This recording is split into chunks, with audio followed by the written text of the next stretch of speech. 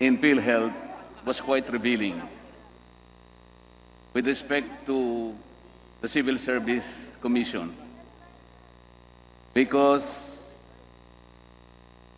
the hearings were able to prove that the Civil Service Commission bestowed exemplary awards to PhilHealth's IT people and those manning its database. If the grant of awards, Mr. Speaker, Your Honor, were proper and I would say meritorious, why is it that the then PCEO admitted that the root of corruption in PhilHealth was due to the fragmented database and deficient IT infrastructure?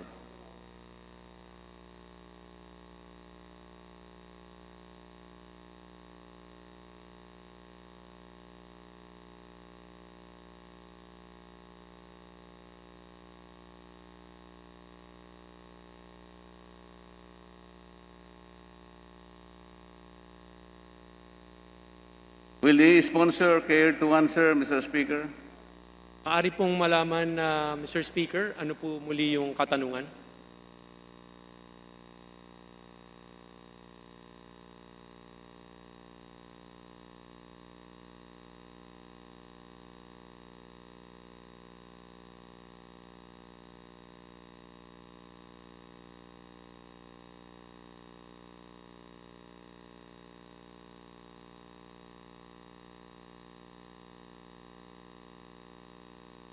Mr. Speaker, maaari pong malaman sa ating Deputy Speaker, Marcoleta, kung ito po ba yung sinabi ni Ernesto Rivera, 2015 CSC Pag-asa awardee na isang taga Information Technology and Management Department ng PhilHealth na may posisyong Information Officer 2. That's probably correct, Mr. Speaker, Your Honor, because this representation is not familiar with the details. It was only upon the admission during the hearings that this representation came to know that certain exemplary awards were given. And the question if these awards are really necessary and meritorious, why would the previous PCAO PhilHealth will admit that the root of corruption itself is the deficient IT infrastructure and the fragmented database, which means, Mr. Speaker, this is inconsistent with the admission of the then President and CEO of PhilHealth. Meaning to say, Mr. Speaker, Your Honor, the awards are not supposed to have been given. Is it not correct? Mr. Speaker, hindi lang po ang CSC ang kasama sa nagbibigay ng award na ito. Kasama rin po ang iba't ibang mga ahensya at meron po itong criteria kung saan masusing pinag-aaralan kung ang isang empleyado ay karapat-dapat mabigyan ng award. Maari po, Mr. Speaker, na bukod sa mga innovation, bukod po sa mga mahusay na programa na ginawa ng isang awardee, meron pa hong malamang problema ang ahensya ng PhilHealth, kaya po nasabi na meron pong mga kakulangan pagdating sa datos, pagdating ho sa information system. Maari po yan kakulangan sa pondo, sa budget, maari po yan kakulangan din sa suporta ng iba't iba pong mga opisina within PhilHealth, kaya hindi ho na i-implement o kaya hindi man na naiayos ang mga sistema na maaaring makatulong para po sa maayos na datos na mahalaga, lalo na sa isang ahensya katulad ng PhilHealth. So ang sinasabi ko lang po, Mr. Speaker, hindi naman po siguro ibig sabihin na merong kakulangan ang isang organisasyon, ang isang opisina, wala nang mga empleyado na nagpapakita ng tanging husay, tanging talino at galing upang makilala ng Civil Service Commission at ito nga bilang isang pag-asa awardee. So maari pong maraming ibang mga dahilan kung bakit hindi perpekto ang sistema ng PhilHealth, ngunit hindi siguro natin may aalis yung accomplishment ng ilang pong mga empleyado ng PhilHealth, kaya po sila nabigyan ng ganito pong national award, Mr. Speaker. Mr. Speaker, ang sagot po ay puro assumptions lamang.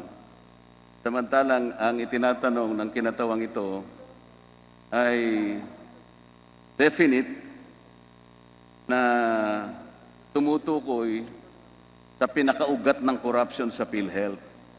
Gusto lang nating ipaintinding mabuti, Mr. Speaker, kung saan pa yung pinagmumulan ng corruption, doon pa nagkaroon ng award. Sana man lang pag-isipang mabuti sapagkat meron pa akong may papakita sa inyong mga ebidensya, Mr. Speaker, Your Honor, na ang nangyayari mismong Constitutional Commission na dapat ito ang nag-uphold ng excellence in public service, sila pa yung nagiging daan para bumaba ang standards ng public service. Halimbawa po,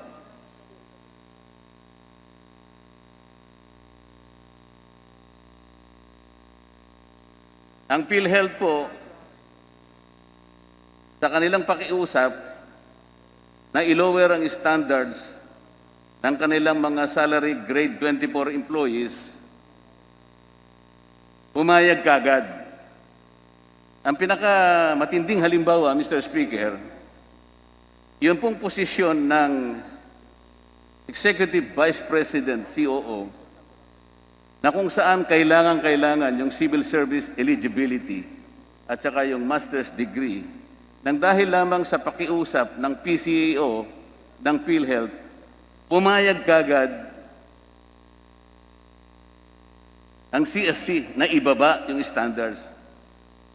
Kung tutuusin, Mr. Speaker, kaya natin itinataas ang standards ng public service para sa ganon makita natin na ang isang empleyado o opisyal ng gobyerno talagang nakatutugon sa pangangailangan ng pamahalaan. Kaya po nandiyan ang Civil Service Commission para i-uphold yung quality, yung standard, yung pamantayan ng isang mabuting tagapaglingkod ng pamahalaan. Bakit naman pinipilit nilang ibaba? Sa posisyon po ng Senior Vice President o Executive Vice President, COO, tailor fit po ito para dun sa kanilang kinuhang Vice President o COO. Bakit po ganun, Mr. Speaker, Your Honor?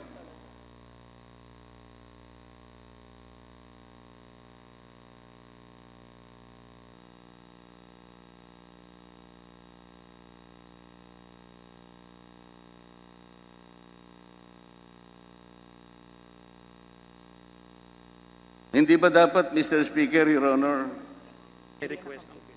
dahil kayo ang tagapagbantay ng standard o pamantayan ng paggawa ng kalidad ng employment sa pamahalaan, kayo dapat magbantay. Hindi po dapat nakikitaan ang Civil Service Commission nang dahil lamang sa pakiusapan, ibinababa ang qualification. Tama po ba yun, Mr. Speaker, Your Honor?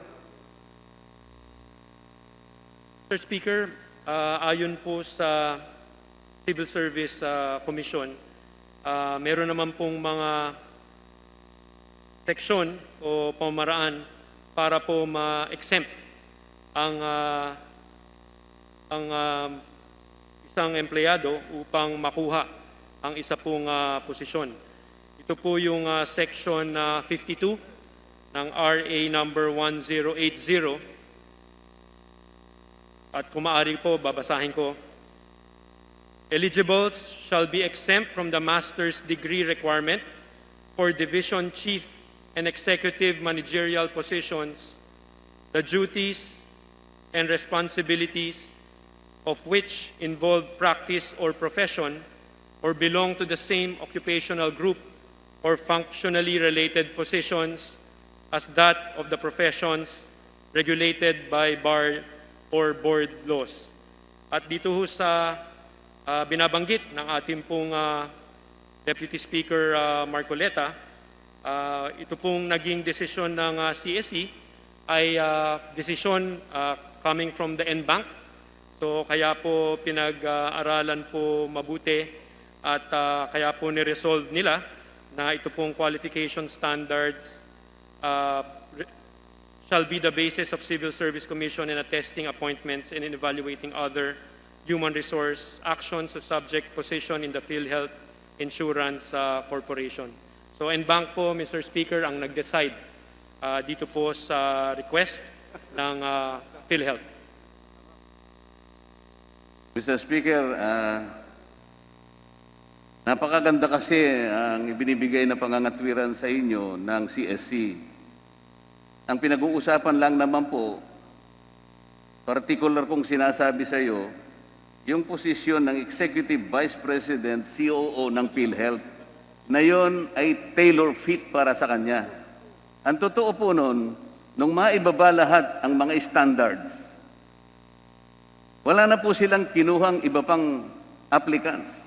Pagkatapos na pumayag ang Civil Service Commission na maibaba at hindi na hinahanapan ng eligibility si Mr. De Jesus, wala na po siyang master's degree na kinakailangan doon. Pagkatapos na ibaba yung resolution ng CSC adopting minimum standards of qualification, wala na pong in-entertain na mga ibang applicants. Si Mr. Arnel De Jesus na po ang kinuha ng PhilHealth. Ano po ngayon ang nangyari sa PhilHealth? Mr. Speaker, ganito po yung sinasabi natin. Dapat po ang CSC ang panindiganan yung qualifications na itinatadhana talaga ng mga rules ninyo. Kahit kailan, kahit ano pang sabihin ninyong katwiran o pangangatwiran para lang palusutin ninyo ang isang taong gustong-gusto ninyong ilagay, nangyayari po yun eh. Mr. Speaker, PhilHealth na naman, isang abogado na 6 na taon pa lamang sa pagiging abogado without any litigation experience, nang dahil siya napapunta sa maraming posisyon sa PhilHealth, napagkamalan na napakarami niyang experience, ginawa kaagad Senior Vice President for the Legal Sector. Ano po nangyari sa PhilHealth?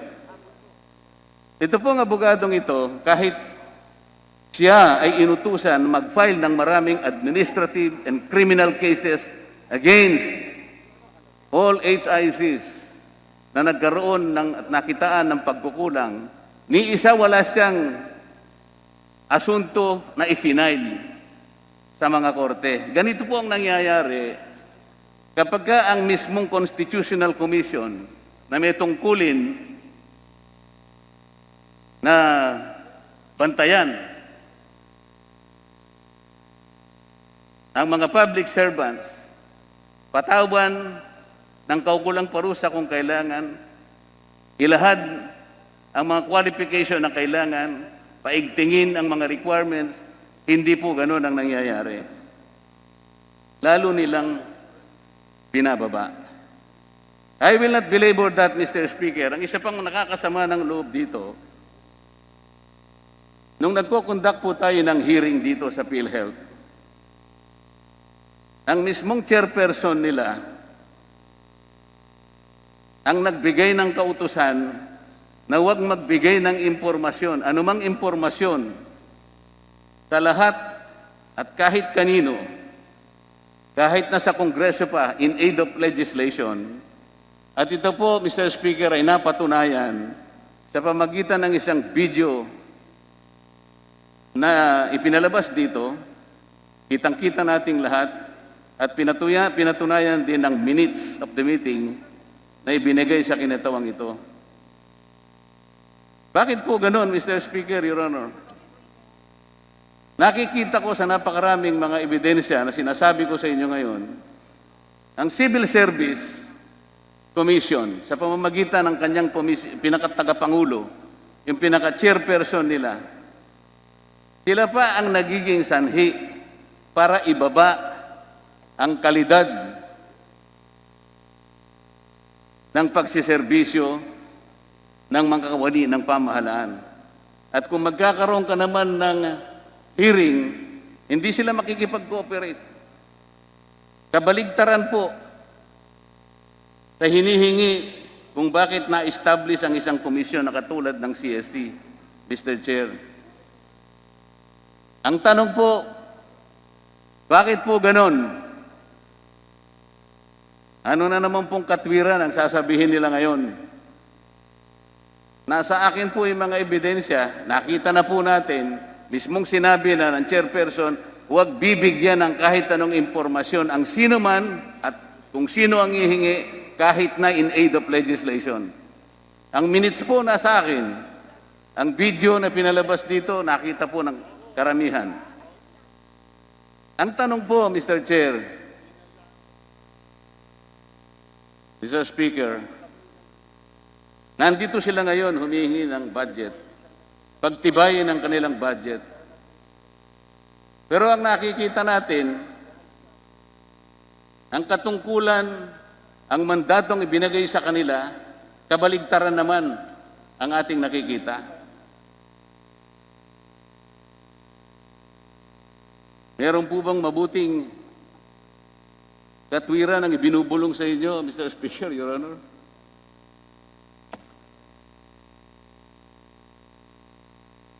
Unang-una, Mr. Speaker, siguro bago ko sagutin yung pangalawang tanong, gusto ko lang po ilinaw dun sa naunang nabanggit ng ating pong mahusay na Deputy Speaker tungkol ho sa mga posisyon na minsan nga nagkakaroon po ng exemption. So gusto ko lang po ipaalala na ang CSC, ang mandato nito is to formulate policies and regulations for the administration, maintenance, and implementation of position classification and compensation, and set standards for the establishment, allocation, reallocation of pay scales, classes, and positions. Mr. yung Speaker, nabanggit Your ko- Honor, alam na po natin lahat yan. Tama Hindi po. po yan ang tinatanong ng kinatawang ito.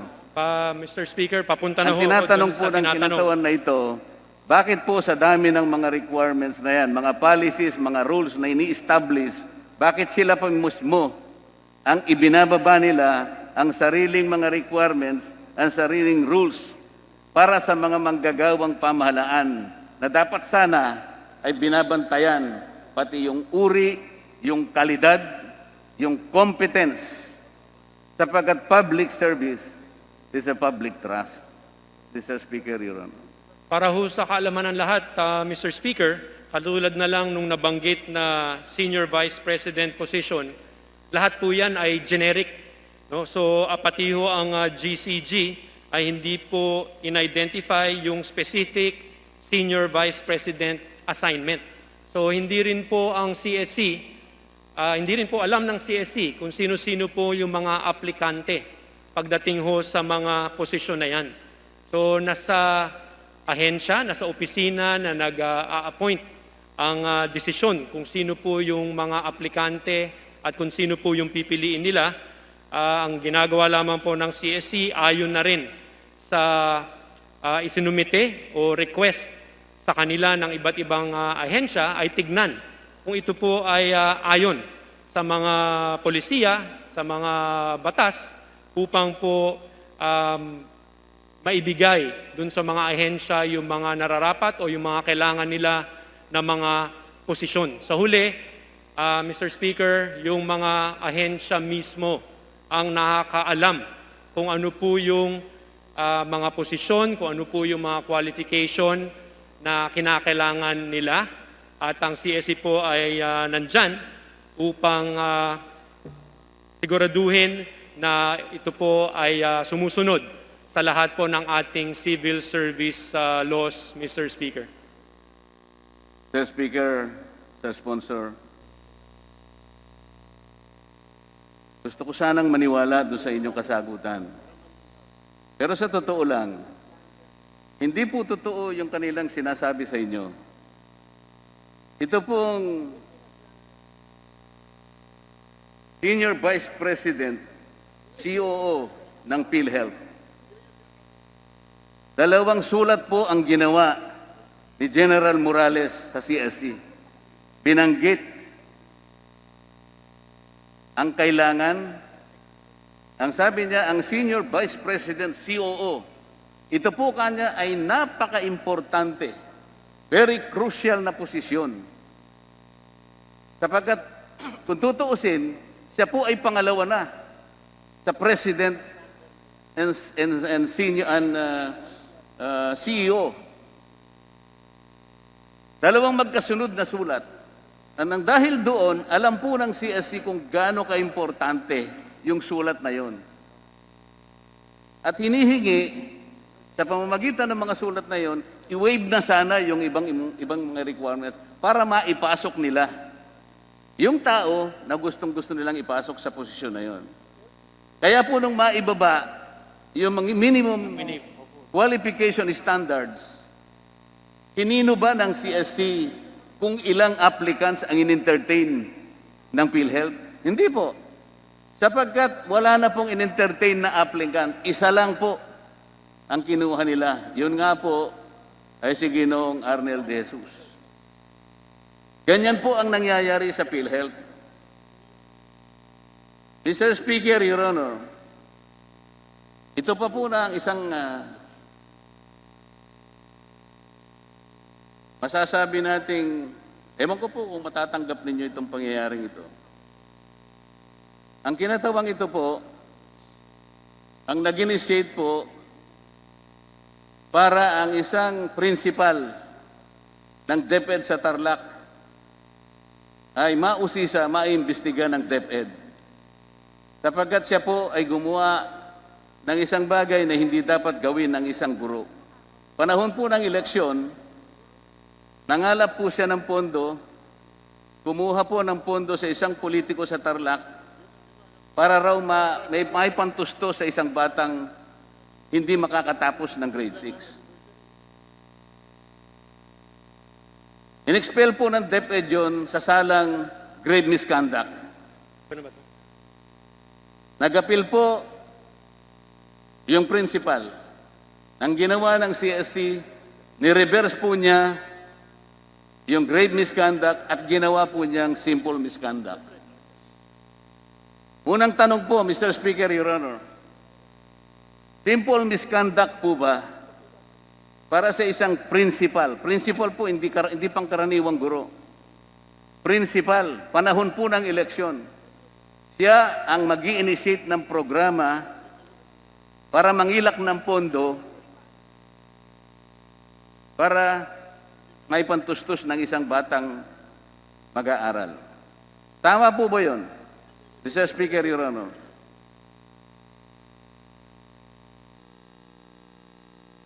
Mr. Speaker, ayon po sa CSC, ito pong particular na kaso na binabanggit po ni Deputy Speaker Marcoleta, kaya po na downgrade ang penalty. Ito pong kadahilanan, cases submitted to the jurisdiction of the NBank is in the exercise of its affiliate jurisdiction. Thus, it opens up the case for complete review, which may necessarily result to the imposition of a lesser penalty or a higher one, as the case may be. Cases with CSC are administrative in nature, which are not bound by the technical rules applied to court proceedings. English po kasi yun, medyo mahirap intindihin siguro, Mr. Speaker, Your Honor. Ang tinatanong ko lamang po, simple misconduct po ba na itinuturing ng Civil Service Commission? Isang principal, panahon po ng eleksyon, manghihingi ng pera sa kandidato para ipantustos kunwari sa isang batang walang may bayad para makatapos ng grade 6 daw. Yun lang po yung tanong. Napakasimple, Mr. Speaker. Simple misconduct ba yun? Ang DepEd po, in-expel yung teacher, in-expel yung principal. Ang tinatanong ko po, ni-reverse ng CSC, ibig bang sabihin, yung ginawa na yun ng principal, simple misconduct?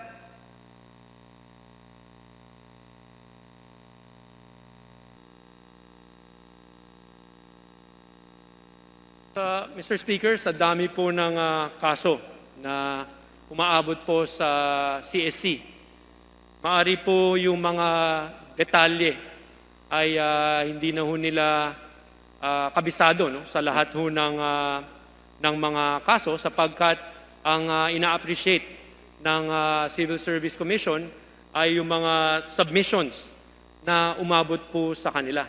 At doon din ho sila bumabase, Mr. Speaker, sa kung ang mga kaso ay magkakaroon po ng higher or lower imposition of a penalty, Mr. Speaker. Ako naman po, Mr. Speaker, Your Honor, madali naman po akong kausapin eh. Madali rin po akong makaintindi. Sana po hindi na ganyan yung mga ibinubulong na sagot sa inyo. Ang tinatanong ko lamang po, sa CSC po ba, simple misconduct lang yung gagawin ng isang principal, manghihingi ng pera sa kandidato, panahon po ng eleksyon, yun po ba'y simple misconduct? Oo, hindi lang po ang sagot, Mr. Speaker, Your Honor. Kung proven po, Mr. Speaker, sang-ayon po ang kinatawan na to na Yung po di ba'y yan simple misconduct? Sa tingin po ba ng CSC, isang simpleng misconduct lamang yon? Kung proven po, Mr. Speaker, katulad po ng binanggit ko kanina, hindi po siya simple. Ayun po, yun lang po yung tinatanong ko eh. Ang ginawa nila, ni-reverse po nila yung desisyon ng Department of Education, kaya yung teacher, yung principal, nando na naman po. Kaya gagayahin po yan ng maraming teachers din siguro, kahit panahon ng eleksyon, po pwede pala na kumuha ng pera sa mga kandidato. Ganyan po kasi ang sinasabi ko kung bakit ganito ang patakaran ng CSC. Ngayon po, Mr. Speaker, Your Honor, ang kinatawang ito, sapagkat mabigat sa loob ko yung ginawa nila, nakiusap ako na mag-file ako ng motion for reconsideration. Sapagkat, sa totoo lang, kausap ko yung abogado ng DepEd na dapat mag-file sila ng motion for reconsideration. Ito, taong gobyerno naman po, abogado ng DepEd, sabi po niya, hinihintay niya lamang na matanggap niya yung decision ng CSC at magpapile daw siya ng motion for reconsideration. Ang nangyari po, ganito, hinayaan po niyang mag-lapse yung period within which to file a motion for reconsideration. Sapagkat may sabwatan na naman sa pagitan ng Civil Service Commission at saka ng DepEd. Siguro po, gusto nilang ibalik talaga yung principal na yon. Baka naman mahalaga sa kanila yon. Baka naman importanteng tao sa kanila yon. So, hindi nakapag-file ng MR. Yung tamad at sinungaling na abogado ng DepEd. Nakiusap ako sa chairperson ng CSC, panahon din po ng budget hearing, katulad dito. Sabi ko, Madam, payagan mo ako na lang mag-file ng MR. Sa totoo naman, makikita mo sa mga dokumento ng kaso na yan, ako ang nagpasimuno nito panahon pa ni Brother Armin Luistro na siya yung kalihim ng Department of Education ng panahon na yon. Ano pong nangyari sa motion for reconsideration ko, Mr. Speaker, Your Honor? denied. Alam po ba ninyo kung ano ang ginawa nilang ground? Wala raw po akong personalidad. Mr. Speaker, Your Honor. Baka hindi mo ako kasing gandang lalaki, Mr. Speaker, Mr. Sponsor. Ang kinatawang ito bilang kumakatawan sa mga constituents sa Tarlac na naimbirna, naintriga sa ganong klaseng pagdidesisyon. Wala po akong personalidad, Mr. Speaker, Your Honor. Bakit? Ang ginawa nila, ikinumpara nila ako sa karaniwang litigant. Sa inyong mga pinagbasihang mga jurisprudence, eh hindi naman members ng Congress.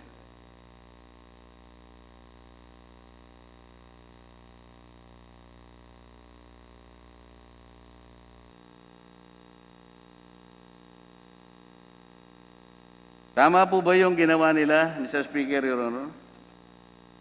Mr. Speaker, naintindihan ko po yung frustration ng ating pong Deputy Speaker Marcoleta. Ngunit ayon po sa Civil Service Commission ay sinusunod lang rin po nila yung kanila pong mga polisiya pagdating po sa mga ganitong klaseng kaso na hindi po basta maaari mag-MR ang isa pong kinatawan o isa pong tao na maaring hindi naman adversely affected by the case. No? So yun po yung polisiya na binabanggit, Mr. Speaker. Pero naintindihan ko po na dahil nga sa hindi pag-aksyon ng DepEd, dun po inabot ito pong kasong nababanggit ni Deputy Speaker Marcoleta. Yan po yung katwiran, Mr. Speaker. Hindi raw ako adversely affected. Bilang kinatawan po, kami po party list eh. Kami po nationwide. Ang constituencies po namin laganap sa buong Pilipinas. Pagkatapos tatanggalin mo ako ng personalidad para ilaban, ipamanhik, ipagsumamo sa inyo ang kalagayan po ng eskwela at saka ng mga teachers na naperwisyo sa ginawa ng principal na yon. Walang personalidad ang kinatawang ito. Ganun po ba ang tingin ng Civil Service Commission? Mr. Speaker, hindi lang po ang civil service ang meron pong ganung mga polisiya. Sa katunayan, at sigurado po alam po ito ni Deputy Speaker Marcoleta, na marami pong mga president. No, meron na rin pong Supreme Court decision kung saan kapag yung complainant is not the party adversely affected, lumalabas. No? Wala pong legal personality to interpose or to appeal. So hindi lang po yan simpleng desisyon na ginawa ng NBank ng Civil Service Commission, kundi po yan po ay ayon na rin sa mga ibang kaso na dininig at dinesisyonan ng ating Supreme Court, Mr. Speaker. Kahit ano pong ikatwiran nila, Mr. Speaker, Your Honor, yung mga binanggit po nilang mga jurisprudence at mga kaso, hindi kaparehas nitong sinasabi ko sa inyo. Huwag na silang magtago, Mr. Speaker, sa pangangatwiran na pabaluktot at hindi naman nakasalig doon sa mismong mga facts ng kasong ito. Mr. Speaker, yung po bang pondo para bayaran yung mga job orders, hindi po ba nanggagaling sa MOOE? Tama Civil po, Service. Mr. Speaker. So tama po ba na tinatrato ang mga job orders ng mga supplies? Walang dignidad. Sapagkat kung ito inilagay mo sa MOOE, katapat lang po ng job orders po, mga supplies. So asan po ang dignidad ng mga manggagawa ng civil service? Mr. Speaker, hindi ho tama no, na itrato ho natin ng mga supplies ang mga empleyado. Hindi Tama kami- po ba na tratuhing supplies ang mga empleyado? Hindi ho tama at hindi ho Salamat po. sang-ayon doon ang Civil Service Commission, Mr. Speaker. So hindi dapat sa MOOE, di ba? Di po kaya ho nasa MOE, Mr. Speaker, kasi ilan po yan, marami pong mga batas, katulad po ng ating General Appropriations Act, na ang mga job order ay nasa, or ang kanila pong tinatanggap ay nandun po sa MOE. Ngunit hindi naman siguro ibig sabihin na sila po ay tinatrato bilang mga supplies, Mr. Speaker. Ganun na rin yun, Mr. Speaker, Your Honor. With the indulgence of the two gentlemen, the chair would like to remind members of their time limit so that we could also allow the other members to also interpolate the sponsors. The So- distinguished Deputy Speaker may please wind up with his interpolation. Salamat po, Mr. Speaker. Please Sa dami po kasi nito, papayag po ba ang Civil Service Commission kung ibigay ko na lamang itong written recommendations ko sa inyo para sa ganon, lahat po ng mga concerns ng kinatawan na ito na makakatulong sa inyo para baguhin ang mga patakaran na sa aking palagay ay hindi po nakatutugon sa hinahanap sa inyo bilang isang constitutional commission. Kung papayag kayo para matapos na ako, ibibigay ko itong mga ilang rekomendasyon o suggestion na alam ko pong makatutulong sa inyo para ibangon ang Civil Service Commission. Papayag po ba kayo, Mr. Speaker, Your Honor? Opo, Mr. Speaker, napakalaking tulong sa Civil Service Commission na madinig at mabasa ang mga mungkahi ng ating pong Deputy Speaker Marcoleta upang lalo pa hong ma-improve ang pagpapatakbo ng ating Civil Service Commission. So, hindi lang po, wag niyo lamang pong ipangako, Mr. Speaker, kailangan merong commitment ang Civil Service Commission na ito pong mga suggestions na ito ay inyong pag-aaralang mabuti para makatulong po sa inyo. Mr. Speaker, meron pong matamis na oo ang Civil Service Commission upang pag-aralan mabuti ang mungkahi ni Deputy Speaker Marcoleta. At dahil, Mr. Speaker, kapitbahay lang ho natin ang Civil Service Commission, ay sasamahan ko po si Deputy Speaker Marcoleta upang isa-isahin ang kanya pong mga mungkahi at kung sakali po lahat yan ay mapagbigyan at magamit upang lalong gumanda ang takbo ng Civil Service Commission. With that commitment, Mr. Speaker, Your Honor, pagpapasalamat po ako sa inyo sa panahong ibinigay niyo sa akin. Salamat po, Mr. Sponsor.